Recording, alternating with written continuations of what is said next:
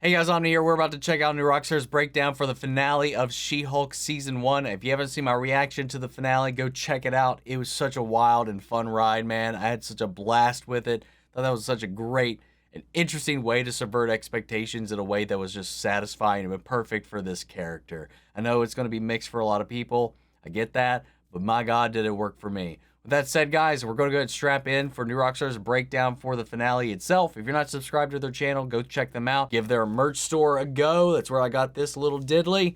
With that said, guys, let's strap in and dive into their breakdown. Here we go. Welcome back to New Rockstars. I'm Jessica Clemens here to break down episode 9, aka the finale of She-Hulk for you. This episode, it was so much happened. So many new crazy appearances. I guess everyone's a dad now in the MCU. There's daddies galore. Jen could change Kevin's creation, which means maybe Thor is a dad now too, technically. Let's just get into it because I'm still spiraling. Oh my God, what did we just watch? Before the Marvel logo and song stop, the Marvel Studios logo starts to twitch and frizz out. A red screen reads danger, and it's mimicking the 1978 opening to the Hulk TV series frame for frame. And now we also see the scene from the trailer of 70s Jen and Bruce and where it came from.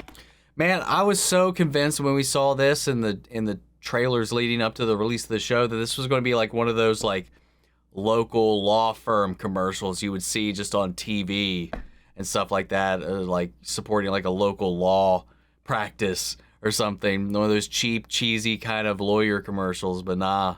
Ended up being a little more fun than that. We also get the same image of a meal they used in the earlier episodes on the news that we know is from the Incredible Hulk. When Jen transforms into She-Hulk in this intro, I think it's the on-set She-Hulk reference, Malia Aria. I might be wrong, but it might be her. Jen working on her computer with her mug, I also think resembles the courtroom illustration we see with her in the S.H.I.E.L.D. files at the end of every episode. The narrator refers to her as the Savage She-Hulk, a callback to the Savage She-Hulk comics from the 80s. This is the first run of She-Hulk where, through a lot of turmoil, Jen becomes a Hulk, almost dies, does permanently decide to be a She-Hulk, and a lot of stuff just happens. Also, they call it Savage She-Hulk because she's a savage. This all could have been Jen dreaming though, because she wakes up in the same prison Emil was in prior episodes. I think that was pretty clearly implied that she was dreaming that whole little spiel. Episode 2 and 3 to be exact at the DODC. Mallory, Pug, and Nikki, like the great friends they are checking in on Jen and reveal to her a plea deal. She has to wear an inhibitor. We've seen the inhibitor before. We've seen it with Hulk, we've seen it with Emil, and now Jen has it. Which, you know, clearly sucks because we know from episode 3, Emil can still change into Abomination in that cell, and even clearly mad talking to Mallory about it, Jen doesn't change into She-Hulk. She can clearly control her anger. This is also sort of mirrors. That is a good point. That is a good point. But I don't think she's as angry as she was at that event, though, because she quite clearly went into a rage fog, like, because you saw her come back out of it. Anyway. Everything that happened to Emil. An out-of-control moment witnessed by others, furthering the notion that you're still a walking hazard. So Jen, starting right now, has relinquished her. Despite that being a completely controlled situation and controlled transformation as well.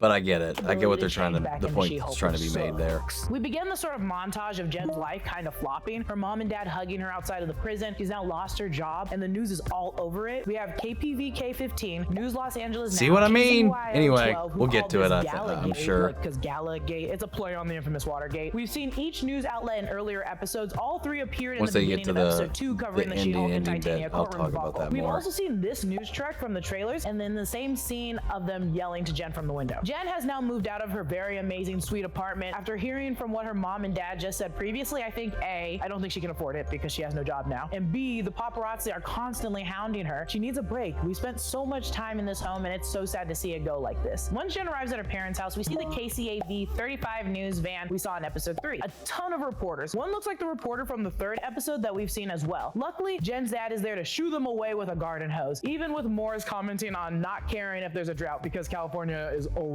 in a drought. The first thing we see in Jen's old room is the Legally Blonde. Which probably is my favorite lawyer movie. I'm not joking. We've also I don't know about any lawyer movies, but it is one that I definitely enjoyed. Sharon Brockovich movie poster, another lawyer movie. The UCLA. I have not seen that one. Yes, we know in the comics she went to UCLA, but in the first episode we also see her degrees, so we know she graduated from it here too. Some photos with family and friends. Of course, the workout equipment her mom left. A Mancala game on the shelf. Award ribbons. A Midsummer's Night Dream poster with Puck on the cover. Backstreet Boys black and blue Hell yeah. Poster. Oh yeah, baby. It's everyone's old bedroom in our parents' house that they just never touched truly once we moved out. So Jen has begun to Pepe Sylvia her way into figuring out and deducing who the intelligentsia really is. Jesus Christ, that right there is... So we see Lion Day 1 Hulk King emoji. I've seen like maybe one episode of that show, but I've seen that scene so many times. He's the admin. Around him are trace phone calls and a post describing how She-Hulk is a radical. To the left, we see a man whom I assume is a part of the intelligentsia. His middle name is Van, last name Wen. They got the man's social security number and everything, so they dove pretty deep. We see sticky notes citing the intelligentsia was originally banned on 2 sites and inevitably made their own. Right here, his image links to the intelligentsia, which links to a black bird-like face, a green sort of moth, and a panda, a weird... How do you get a moth out of that? Chicken looks boy, like you a know the Pepe Frog looking cartoon is Hulk King. I owl think the black to me. one could be the wizard or trapster, both members of the intelligentsia. Okay, never mind. I kind of eyes see remind me it. of goggles. Kind of The see it green now. moth-like one could be Iron Moth, a really silly villain in the comics, or Sybil Vorak, aka Gypsy Moth. The panda icon is definitely Panda Guy. We see later commenting on She-Hulk's dancing clip. The chicken boy could be Beak from the comics. God, that is so disturbing One looking. of Luke Jacobson's costumes could be from his episode in episode 5, or this could be an homage to Dick Orkin's spoof on comic book heroes from the 60s, mainly making fun of Batman. Screen Crush thinks this horned one could be Mandrill, who has been problematic in a lot of comics. If you zoom out, there's actually a gorilla or ape at the top, so that could also be Mandrill. The intelligentsia is allegedly owned by several shell companies that are operating outside of the US jurisdiction. A shell company is a company or corporation that exists only on paper and has bank accounts funding different assets or just withholding money. We know in season 3, episode 5 of Daredevil, Fisk used shell corporations to purchase the hotel he was staying in and that Julie was working at. Sneaky, sneaky. You remember Dennis Bukowski, right? Who thought Unfortunately. he was Megan Thee Stallion in episode 3? Yeah, the idiot. Now he's on the conversation with Jefferson Coop, who we've also seen in episode 3. Dennis is talking about Jen and their past relationship being in a relationship. He's clearly lying, but not in like a good way either. He just looks stupid. He said, I blame her grandmother. So we know Jen's mom is Elaine and Elaine's mom is Beatrice Banner, who was married to Robert Stearns, but slept with his brother Samuel Stearns and then was disavowed by that brother Robert Stearns. It just all went crazy and Robert ended up killing his brother. So unless he's calling back to that, I think Dennis is just spilling some BS. It's Jen Dennis, so it's probably herself. bullshit. She could be breaking the fourth wall here. When she asked if this is what we wanted, I felt like a child watching Dora the Explorer going, no, and violently shaking my head. We get the narrative. Yeah, I got. If you saw the reaction, I was just like, when she's like, "Is this what you guys want?" I was like, "No."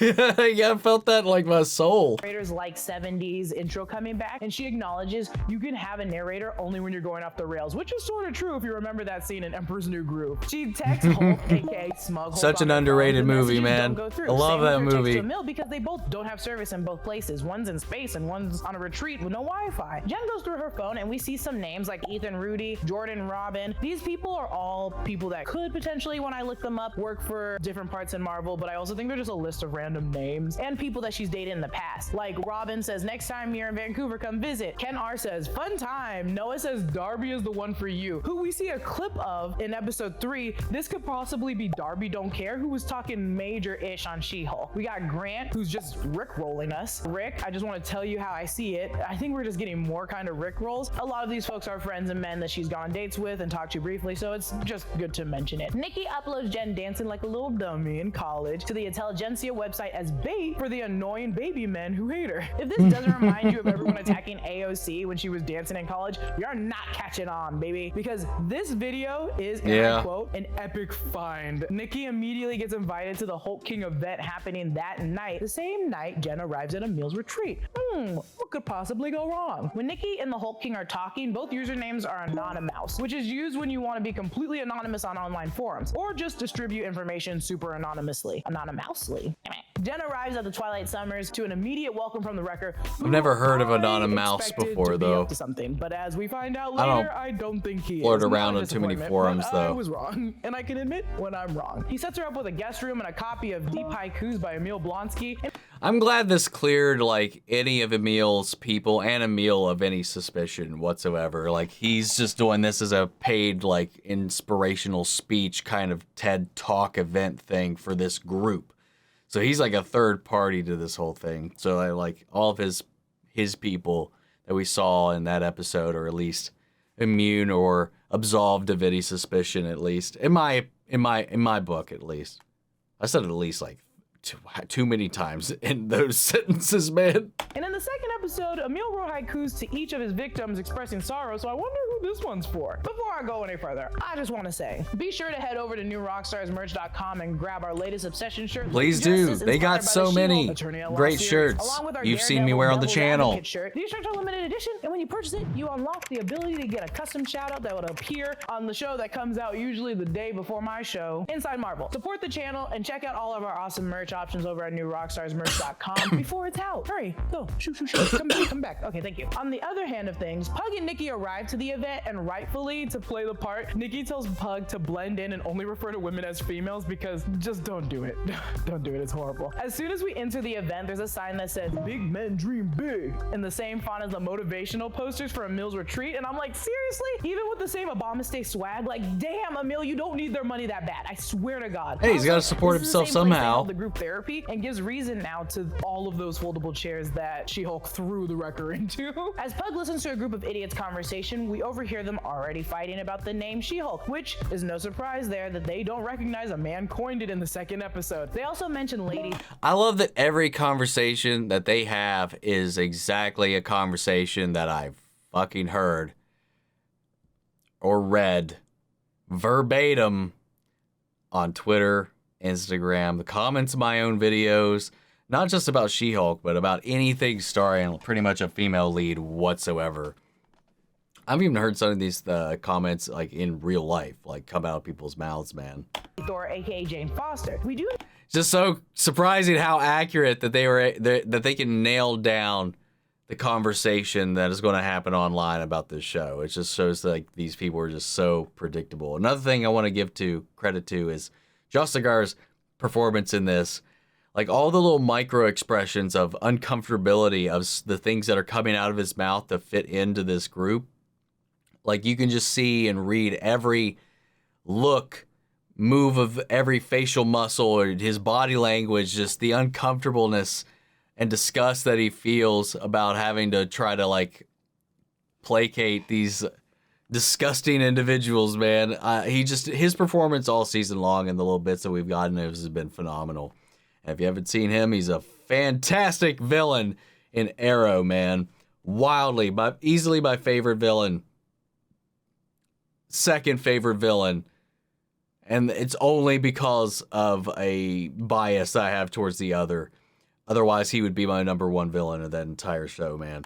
He's wildly different. Also, a DA, so legal comparison can be made there. But yeah, anyway, moving on. You know that Jane had been Lady Thor longer than what we saw in Thor: Love and Thunder, but Valkyrie says she's only been doing it for a minute, so it probably wasn't that long after, but it does confirm that She-Hulk overlaps with it. None other than the stupid idiot butt-face himself Todd shows up. Not surprising. I think we all knew that he was a part of the Intelligentsia. I mean, he's a bloodhead. I think it was a fair assumption for sure. In like the most offensive way, he's not surprised to see Pug there, and Pug's heart literally crumbles. Also, when Todd is like, "Pug rules and he's hot," a voice in the background goes, "Yeah, I'd smash you," and another goes, "Wait, what?" It killed me. I didn't even catch that. Yeah, the background combo. For John Bass, who plays Todd, this is the most we've got from him in terms of motivation, so kudos. But as Todd, I want to hit him upside his head. We see his justification that Jen was given her powers, handed these powers from Hulk, who was given no credit, which, though Todd clearly doesn't know an ounce of the true story, is pissed about it. Because they are controlling the narrative. Jen's life is not in her hands. God, that's why I love the way this show ends, man. He reveals himself to be Hulk King, which, no doy, we know Todd. And we sort of confirm Holden Holloway has nothing wrong or ill wishes upon Jen, or at least as far as the Intelligentsia goes, because Todd suspects Holden and Jen are hooking up. That's a good point. I didn't even think about that. That does absolve him from suspicion, because I saw some people saying that they think he might, because we see him with Todd a few times, that he might be involved with Intelligentsia. I think that was just a red herring, because honestly, in like every workplace setting, we've seen him outside of the obvious like PR reason behind hiring her. He's backed her and supported her multiple times, given her advice, and then even like defended her against people who were just like talking down to her in various other scenes. So it was nice to see that he just wasn't involved with them. Which gross. Todd winds these guys up, kicking in the air like an aggressive weird TED Talk. He will keep that scarf on forever, and I want to choke him with it. Behind him is the Achieve Everything saying Emil has, and a picture of what I assume is Emil meditating upon a hill silhouetted. When Wrecker and Jen are talking, Wrecker mentions Saracen's Pu'era tea, which is traditionally fermented tea from China that's great for lowering your cholesterol and improving your health. But Saracen slips in chicken blood because basically he's a vampire, if you remember from episode 7. Yeah. Kind of missed the chicken blood. Wrecking crew in the back right. Now maybe I didn't even notice them. Maybe he left the group rightfully so, but his team is still a part of the Intelligentsia. And this is the scene we saw from the trailer of Emil high-fiving all of those men. The song playing is gonna be a winner, performed by Jason Glover and Richard Neal, and this does feel like a life coaching seminar. It really does feel like that. When Jen enters, I like that she doesn't care about Todd, the men all weirdly cheering, or the event at all. Just Emil changing into Abomination because she's still his lawyer and she cares about him. Nikki slams open the garage door, announcing Todd is in fact the Hulk King. We learn that Todd paid for Josh to seduce and steal just shows Jen's like blood Jen's got 7, such a and the like team worked on it, synthesizing it, allowing Todd to great take it. He head then on her takes the shoulders blood. and It turns into big Hulk heart. Todd, which is the most cartoony, scrappy-doo hulking out I've ever seen since the Scooby-Doo movie. Titania That's a arrives great again, pull. smashing through a wall, and I love Nikki's line here. God, does that bitch ever use a door? Bruce arrives, smashing through the ceiling, and immediately, in a misunderstanding, starts fighting Emil. Jen breaks the fourth wall, noticing none of these storylines make sense, which is true. Everything is popping in out of everywhere, and I swear to God,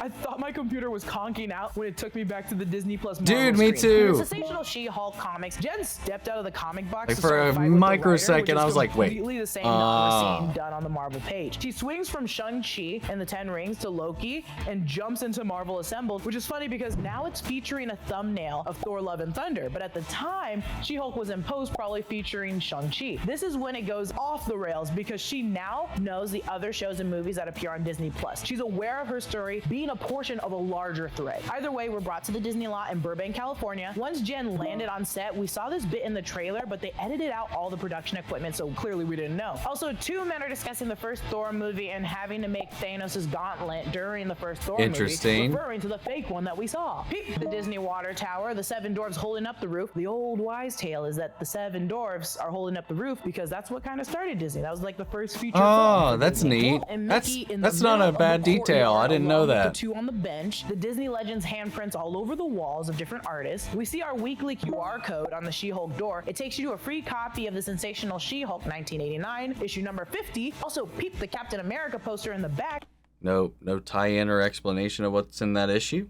I would assume it would have some kind of theme or relation to what's going on. Most of them have whenever they do the QR thing. The same one we've seen in the first Captain America movie, but these posters are telling you to silence your phones, which I think is really funny. And in an amazingly weird, wild freaking scene, we see the writers from She-Hulk going over the next season, and oh my God, this is fun. This was also Kevin Feige's idea. We have the Captain America poster slightly different, crafty snacks. On the wall are different types of photos for Titania and Leapfrog. We see a man bull, the demons portrayed in the 4th episode. On the whiteboard, it says finale with a 4-leaf clover. Now, recently I found out that all the words on the whiteboard are things that Zeb Wells says during pitching in the writer's room. So they just put all their favorite phrases that he said on that wall. So all of these lists are just things that Zeb has said, who's AKA the ham guy in the credits. I'll get into that in a second. He, I guess, coined Incredible Hulk, which we see at the wedding episode in episode 6, all over Ched's shirt in the DJ equipment. Nanobots! Exclamation point, exclamation point. In the comics, I'm sorry.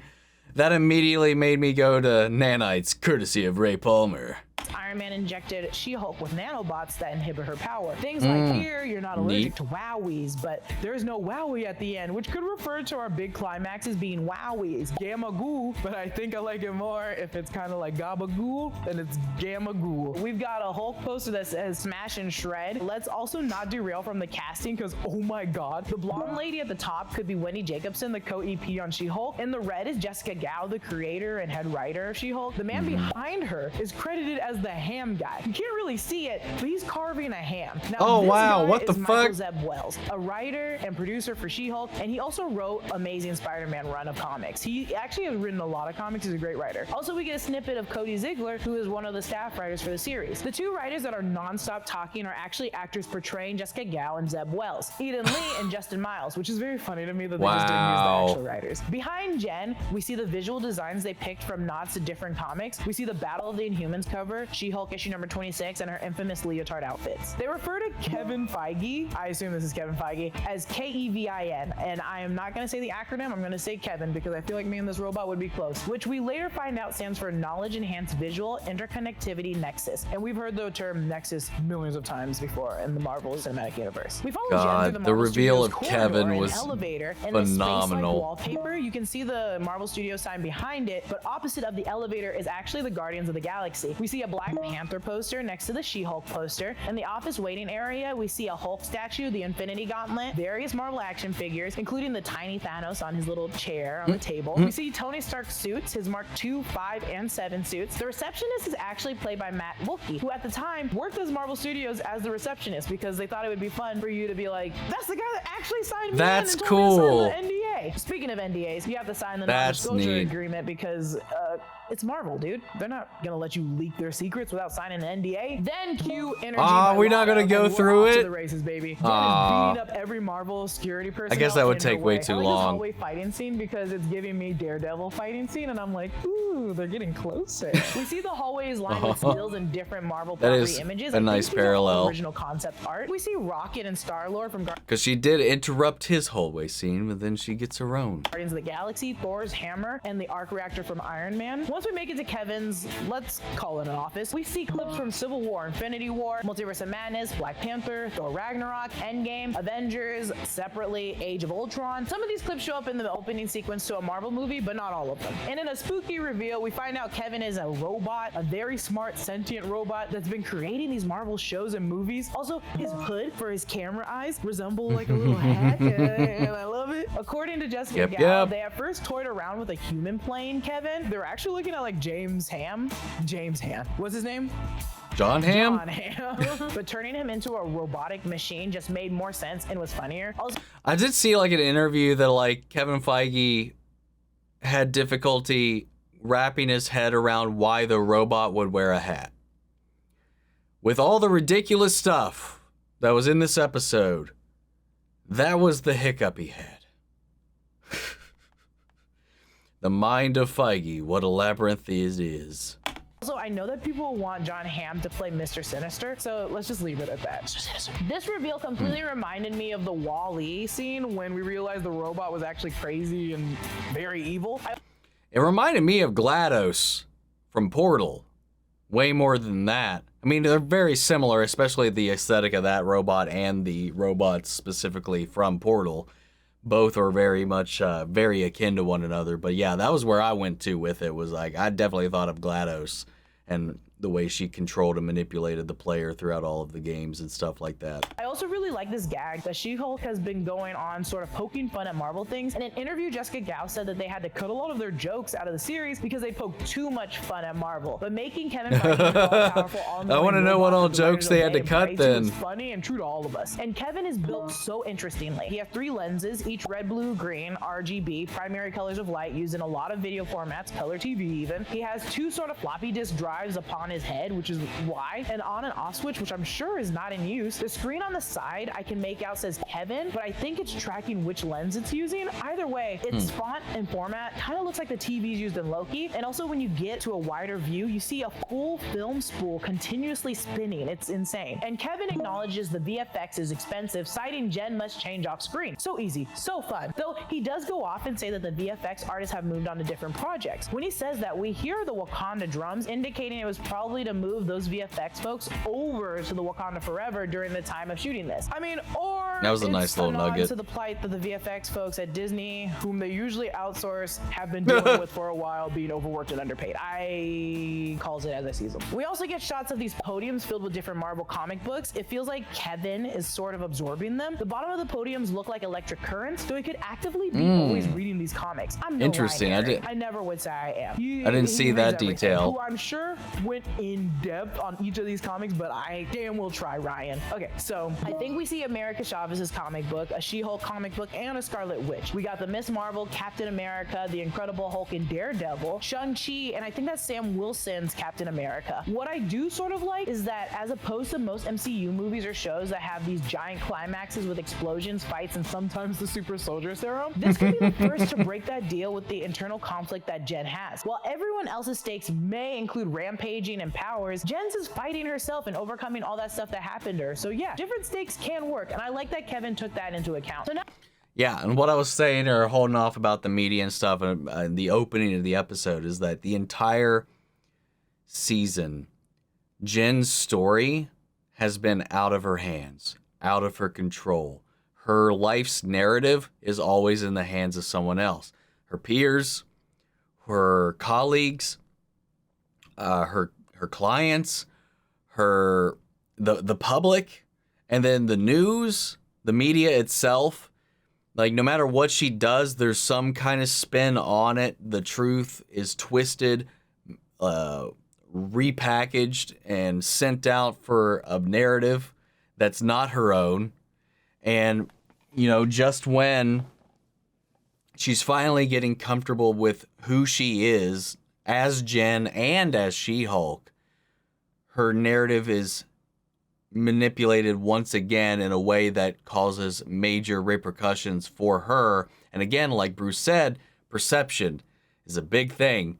So, like, once they see you as a monster, that's what you will be. And in a moment of reasonable anger and frustration, understandably so, that's not what is seen. It's not the act that triggered it. It is her response to that act. And that took, again, her autonomy and her control of her narrative away from her. So she literally uses her fourth wall breaking powers to take forcefully her own story back into her own hands for once. I love that. That's that's one of the major through lines of the whole season, because I've seen some people like, well, there's no lesson learned here. She did this thing, blah, blah, blah, blah, blah. It's like, nah, it's just like the cards were stacked against her the entire time too. So there's a lot of different things at play throughout it that just kind of get lost, I guess, to some in the spectacle of the nature of each episode to episode and the fourth wall stuff and the fun and the jokes and all that stuff. There's like this real thing bubbling up throughout the whole season that is something that women deal with every day, and that is just their lives. And this can apply in in both ways in every situation, but like you see it a lot more with women, or like especially with what she called out with the AOC thing. You know, these seemingly harmless things, if it happens to a woman, the perception can be manipulated and twisted against them.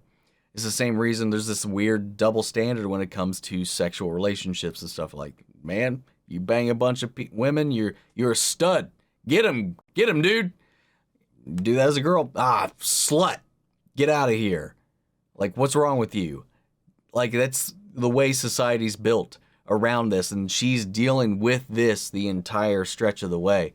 And thankfully, she's got this superpower that gives her a little bit of an edge. So it is a little bit of a power fantasy in that way, in which this woman is able to literally defy reality and take her life story into her own hands. I like that. Now Todd's Hulk powers are removed. Hulk does not save the day in Jen's show, but Jen does interject and say, save it for the movie, which every Avenger who has a family has now gained like a movie. There's like Thor, I'll argue Wanda, and now Hulk. And I don't think it's necessarily a get a movie deal, but we need to see our Avengers that haven't died move on as we introduce some newer ones coming in. As Jen is addressing her needs, I love that Kevin begins to acknowledge that some can see as a fault on the MCU for being light in that department, referring to sex. Jen immediately sits down. I saw that as a jab at the MCU being light on, maybe not positive, but it was positive in this show, but like women relationships. You know, we've seen a bunch of the male Avengers fraternize, and Tony was just banging people left and right in his films. That's what I thought it was alluding to, but that is also a good pull. Down starts listing off all her quarrels after that, and I love this. She addresses all the daddy issues, i.e. Loki, Thor, Tony Stark, Star-Lord, arguably Gamora and Nebula, Yelena, Shang-Chi. Marvel is the world of daddy issues, while DC is the one of mommy issues. He says he can't answer that right now. I like what she's doing here with the thumbs up. Yeah, I love that. Silly goose. She has some directions on her season 2 show, which is a great way to lean into getting a new season. Once you just address it. I love the way that the shutter on the camera too reacts as Kevin is responding to her inquiries and suggestions and stuff like that. Like most notably, like when she's like, "Oh, I'm getting a movie," and he's like, it just squints. He goes, "No." And say it out loud, maybe you might get it. You know, they need to know. Also, keep in mind, Bruce may smash buildings, but Jen smashes bad endings. And Matt Murdock. This is like my Baron Zemo dance. We're back at Emil's retreat and it's daylight outside. All the men that stayed from the Intelligentsia meetup event is now arrested. The LA Sheriff Department is there, probably because this is out of LA's city's jurisdiction, so it's not the LAPD, it's the LA Sheriff Department. And the DODC is there for Emil. Titania is, of course, vlogging everything to her Titaniacs, and we still presumably don't know why she's there. Later, Jen's still living at home with her parents, introducing Matt to everyone. Are Jen and Matt dating? Soon to be? I don't know, but I love them Bruce together, though. Their dynamic and chemistry is so good. And Scar has arrived, my dudes. I was the one that said, I don't think he's gonna be showing up. Look who's here, standing behind his I didn't like think we'd have Bruce sad, back in the child. season, Scar to is be played by honest. Will Dusner. This gives way, though, to all the theories people had about Scar in the series and what might possibly follow the World War Hulk storyline. Now, in the comics during Planet Hulk, Hulk was banished off Earth, and he landed on Sakaar and met Kyra, the Old Strong. They had a son, Scar, and now before Kyra's death, she created a cocoon for Scar to keep him safe, in which he emerges from not long after. This happened while Hulk was already on his way back to Earth to enact revenge for banishing him off-world. Scar aged quickly after coming out of that damn cocoon, but as soon as he emerged, he came out a fighter because that's all he knew. In Son of Hulk, he goes after Axeman Bone, Galactus, fights his cousin She-Hulk, even going after Hulk in Son of Hulk. He likes to fight, you guys. He just fights. I don't think we'll necessarily see all of that, but I think we could get some resentment from Scar and Hulk not being there for him in his developing years, because why wouldn't you be? We're back outside of the courthouse, and the field reporter that coined the name She-Hulk stopped Jen for her questioning, and we see the courtroom illustration of Jen stepping and looking back mirrored here. It's also a nod to the Dan Slott She-Hulk comic. I like that she says that if you attack, harm, or harass innocent people, I'm coming for you. And when asked as a superhero lawyer, she says both. And I can't wait to see Jen prosecute by day and kick ass by night. The show closes with Missy Elliott's We Run This. Jen's literally running this. Changed her own ending, girl. Like, who does that? We've got a couple new courtroom illustrations. There's Princess Silkfeather wearing Emil's inhibitor, Kevin wearing his signature baseball cap, reading She-Hulk's first issue, Jen taking Todd to court with low-down Dirty Josh sweating behind She-Hulk. We also get our final mid-credits scene, and it's Wong breaking Emil out of prison, so now we can expect to see Emil and America Chavez at the Carmitage. I would have killed to see Madison in the background, but you know, I'll take it. I'll take it as is. I'll take it as is. I was hoping we'd see Madison again by the end. Just like Strange-ass Mordo in the first Doctor Strange. Hope we're not done with her. Hope she pops back up sometime. I liked her. We're not savages. And that's everything I spotted in the 9th episode of She-Hulk. Follow me on Instagram and Twitter at Lulu_Clemens. Give her a follow. Follow New Rockstar. Subscribe. All that jazz, guys. Check out their store. Great breakdown, as always. One little comment I want to throw away before we get out of the video or whatever. Wong, his disregard for the law is a little concerning, especially for the Sorcerer Supreme and like a person of this like high status and especially public purview to just, you know, circumvent any type of repercussions of someone's actions and stuff and the legal system and all that, especially with Emil just like willfully just breaking him out and all this stuff, especially just so he could just be a fugitive, so he can't be extradited or whatever from Camartage. It's just like, it's a little morally questionable, Wong. Little bit out of your jurisdiction, I would say. But one of the theories that I was kind of positing was that what if he's, cause, you know, everybody's kind of assuming that Emil is going to go with the Thunderbolts or something like that, and maybe whatever Wong is doing coincides with whatever the Thunderbolts is about. But what I was thinking was, what if he's going to be the one recruiting his own team, and he will be the one recruiting our MCU Midnight Suns. I thought that was that could be a fun little way to go with that down the line. But yeah, this was a great breakdown. I really enjoyed the season and the themes that it tackled and the way it played with audience expectations and stuff like that, as well as poking fun at the MCU and these tropes itself. I enjoyed all of it. You know, episode 7 was a little rocky, but I still enjoyed it. But overall, I thought this season was really strong. This is in the upper half of my Marvel show rankings for sure right now. I'm still kind of adjusting where exactly it falls, but it's definitely above the halfway point. That is for certain for me. And I really hope we get a season 2 for it, man, where it can be a little bit more of that legal comedy with her, you know, fighting crime in the courtroom and fighting crime out of the courtroom. A little bit more of that, and then, who knows, just play around with the formula a little bit. Do whatever. Have fun with it. I really did enjoy this. It was a break from the usual Marvel shtick that we would get in some of these Disney Plus shows, and I liked it for that, man. And plus, she's just so good as this character. She's so perfect in this role, man. But guys, that's going to be it for this one, so let me know what you thought. Did you find anything that they missed in the breakdown? Sound off the comments. Let me know your thoughts down below. We'll carry on the conversation after the video. Feel free to join us in our Discord. We can talk about it there as well. Links to that in all my social description box below. Follow me in each and every one of those. Before we go, I want to shout out our channel legends, Manny Share, Philly Vane, Yori Korscott, Margaret Grace, Melita, Robert Angriano, Raven McCann, Status Alive, Jeffrey Hale, and M. Sephiroth. Thank you guys so much for your continued support. That's it for this video, guys, and I'll see you all in the next one. Take care, everybody.